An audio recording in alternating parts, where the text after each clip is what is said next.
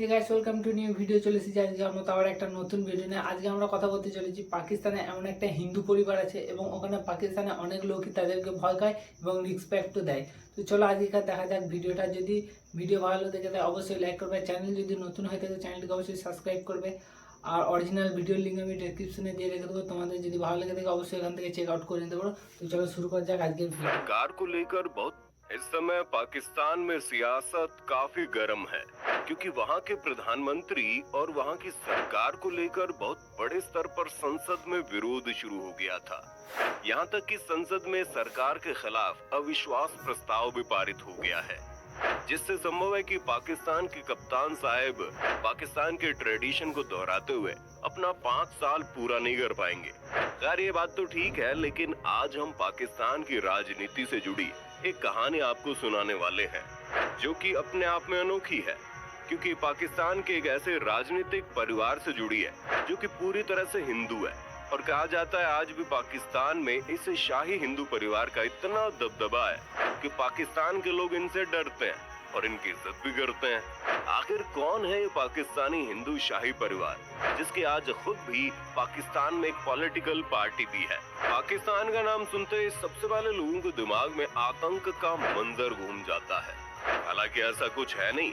पाकिस्तान में भी भारत की तरह अमन और शांति चाहने वाले लोग रहते हैं, लेकिन वहां की सरकार की गलत नीतियों और सेना के नियंत्रण की वजह से ऐसी घटनाएं होती हैं।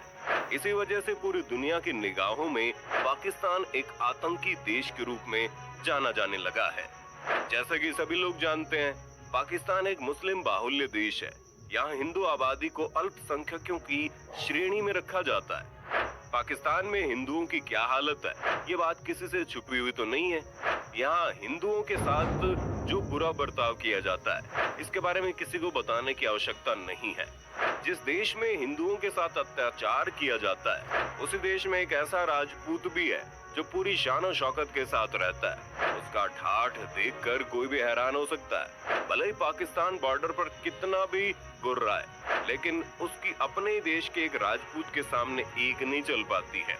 आज भी हालत ये है कि इस शाही परिवार से लोग डरते हैं। इनकी शान और शौकत के पीछे एक बहुत ही हैरान करने वाली कहानी है जो आज हम आपको बताने जा रहे हैं।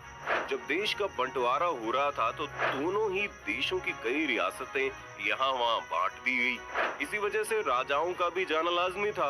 इन्हीं रियासतों में से एक थी अमरकोट की रियासत। इस समय ये रियासत पाकिस्तान में है। इसी रियासत के राजा है करणी सिंह सोढ़ा। सोढ़ा को अक्सर पाकिस्तान के राजनीतिक कार्यक्रमों में देखा जा सकता है। आपको जानकर हैरानी होगी, सोढ़ा का सोशल मीडिया पर अच्छा खासा जलवा कायम है। सोशल मीडिया पर फोटो डालने से लेकर अपनी बातों को लोगों तक पहुंचाने का काम वो करते हैं। आपको इस बात से हैरानी हो रही होगी कि आखिर जिस पाकिस्तान में हिंदुओं की दुर्गति हो गई हो वहीं एक राजपूत परिवार के इतने जलवे कैसे हैं। दरअसल करणी सिंह अमीर सिंह सोढ़ा के बेटे और अमरकोट रियासत के राजा हैं। अमीर सिंह का परिवार पाकिस्तान की राजनीति में अहम भूमिका निभाता है। अमीर सिंह के पिता चंद्र सिंह अमरकोट के शासक परिवार से थे और वो 7 बार सांसद और केंद्रीय मंत्री भी रह चुके हैं। केवल यही नहीं, वो पूर्व प्रधानमंत्री जुल्फिकार अली भुट्टो के करीबी मित्र भी थे। पीपीपी से अलग होने के बाद इन्होंने पाकिस्तान हिंदू पार्टी का गठन किया था। इस पार्टी का झंडा केसरिया रंग का था और उसमें ओम और त्रिशूल का निशान भी बना हुआ था। 2009 में ही उनका निधन हो गया था। करणी सिंह जहां भी जाते हैं उनके साथ बंदूकधारी भी जाते हैं। हैरानी की बात तो यह है कि इनकी सुरक्षा में लगे हुए ज्यादातर लोग मुस्लिम हैं। पाकिस्तान के लोगों का मानना है कि अमीर सिंह का परिवार राजा पुरु यानी पुरुष वंश का वंशज है। यही वजह है कि उनकी सुरक्षा में आज भी लोग खड़े रहते हैं। 20 फरवरी 2015 को करणी सिंह की शादी राजस्थान के शाही परिवार की बेटी पद्मिनी से हुई थी। ये कानोता जयपुर के राजा मान सिंह की बेटी है। बारात पाकिस्तान के अमरकोट से भारत के राजस्थान आई थी। इसके अलावा 2 और ऐसे हिंदू संसद है जो पाकिस्तान में अपनी शर्तों के हिसाब से जीते हैं और पाकिस्तान की संसद में खुलकर अपनी बात करते हैं, जिनका नाम है लाल मालही और रमेश वाखवानी। इनके बारे में खबरें तब सामने आने लगी जब दोनों के बयान पाकिस्तानी संसद के बाहर भी वायरल होने लगे। जब लाल मालही ने संसद में दहाड़ते हुए कहा कि मैं 3-4 दिन से देख रहा हूँ, एक बार कहा गया हिंदू गाय का पुजारी, हम गाय की पूजा करें, ये हमारा हक है और हम करते रहेंगे। हिंदू हिंदू कहकर हम पर लतीफे कसे जाते हैं। हम पाकिस्तानी है ना, तो ये हमें क्यों नहीं कह सकते कि हमारे ये पाकिस्तानी हैं। दूसरी ओर पाकिस्तान हिंदू काउंसिल के संरक्षक और सांसद रमेश वाखवानी भी किसी से कम नहीं है। हिंदुओं के संरक्षण के लिए वे कभी पीछे नहीं हटते। बताया जाता है हिंदुओं को बचाने के लिए वाखवानी पाकिस्तान में लगातार हिंदुओं के सामूहिक विवाह करवाते आ रहे हैं। वे अब तक लगातार 10 ऐसे विवाह कार्यक्रम आयोजित करा चुके हैं, जिसमें 500 से ज्यादा जोड़ों की शादी करवाई जा चुकी है। आपको जानकर हैरानी होगी, ये नवाज शरीफ के करीबी भी माने जाते हैं। साल 1947 में बंटवारे के बाद इस्लामी राष्ट्र के रूप में दुनिया में प्रकट हुए पाकिस्तान में हिंदू अल्पसंख्यकों की धार्मिकता छिन गई। जिस समय भारत का बंटवारा हुआ, उस समय पाकिस्तान में बड़े पैमाने पर हिंदू मंदिर थे, लेकिन उनमें से ज्यादातर अब काफी खराब स्थिति में है। हालात ये कि पाकिस्तान में बचे खुचे मंदिरों में ही पूजा होती है। अभी हाल ही में इस्लामाबाद में पहला हिंदू मंदिर बनने की तैयारी हो रही थी, लेकिन पाकिस्तान की एक संस्था ने इसके निर्माण का विरोध शुरू कर दिया। हालांकि पाकिस्तान के निर्माण के बाद इस्कॉन द्वारा बनाए गए 2 मंदिर वजूद में हैं।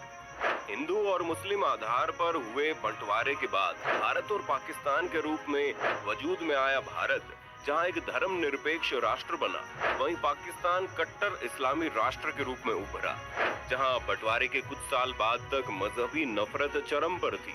इसलिए वहां रह रहे हिंदू अल्पसंख्यक मंदिर बनाने के बारे में सोच भी नहीं सकता था। यही नहीं, जब 6 दिसंबर 1992 को जब अयोध्या में बाबरी ढांचे का विध्वंस हुआ, तो वहां करीब 100 मंदिरों को निशाना बनाया गया था। पाकिस्तान में जिन मंदिरों की हालत खराब थी, उन्हें सरकारी पैसे से मरम्मत के लिए फंड भी दिया जाने का ऐलान किया गया था। साल 2019 में पाकिस्तान के सियालकोट में 1000 साल से भी ज्यादा पुराना शिवाला तेजा मंदिर दोबारा खोला गया था। शिवाला तेजा मंदिर आजादी के बाद से बंद पड़ा था और 1992 के बाद इसे भारी नुकसान भी पहुंचाया गया। इस मंदिर के रिनोवेशन पर 50 लाख रुपए से ज्यादा खर्च किए गए। आमतौर पर कहा जाता है कि जब बंटवारा हुआ था तो पाकिस्तान में हिंदुओं की आबादी 15% थी, जो पाकिस्तान में 1998 की जनगणना में महज 1.6% रह गई। पाकिस्तान में हिंदू सबसे बड़े अल्पसंख्यक है। अगर आबादी की बात करें तो वर्ष 2017 में उनकी आबादी 38.8 लाख थी। फिलहाल दुनिया भर में हिंदुओं की 5वीं बड़ी आबादी पाकिस्तान में रहती है। PEW संस्था की रिसर्च कहती है कि 2050 तक वहां के 52 लाख से ज्यादा हिंदू हो जाएंगे। तब पाकिस्तान हिंदू आबादी के मामले में चौथा बड़ा देश होगा। खैर, अभी देखने वाली बात यह है कि आने वाले सालों में पाकिस्तान में कोई ऐसी गवर्नमेंट आती है जो वहन के अल्पसंख्यकों के लिए वैसे ही काम करे जैसे भारत में मुसलमानों के लिए होता है। यानी कि राजनीति से लेकर पाकिस्तान के हर क्षेत्र में हिंदुओं की मौजूदगी हो पाएगी। अगर ऐसा हो जाता है तो शायद संभव है भारत पाकिस्तान के बीच जो रिश्ते हर स्तर पर खराब हैं, उनमें सुधार की गुंजाइश देखने को मिल सकती है। आपका इस मुद्दे पर क्या कहना है? তো এখানে ভিডিও শেষ করলাম। ভিডিও যদি ভালো লাগে তাহলে অবশ্যই লাইক করবে আর তোমাদের কি রায় অবশ্যই কমেন্ট করে বলবে। তো চলো দেখা হচ্ছে পরের ভিডিওতে। এখনকার মতো বাই। আর হ্যাঁ, অরিজিনাল ভিডিও লিঙ্ক আমি ডিসক্রিপশনে দিয়ে রেখে দেবো, অবশ্যই ওখান থেকে দেখে নিতে পারো তোমরা।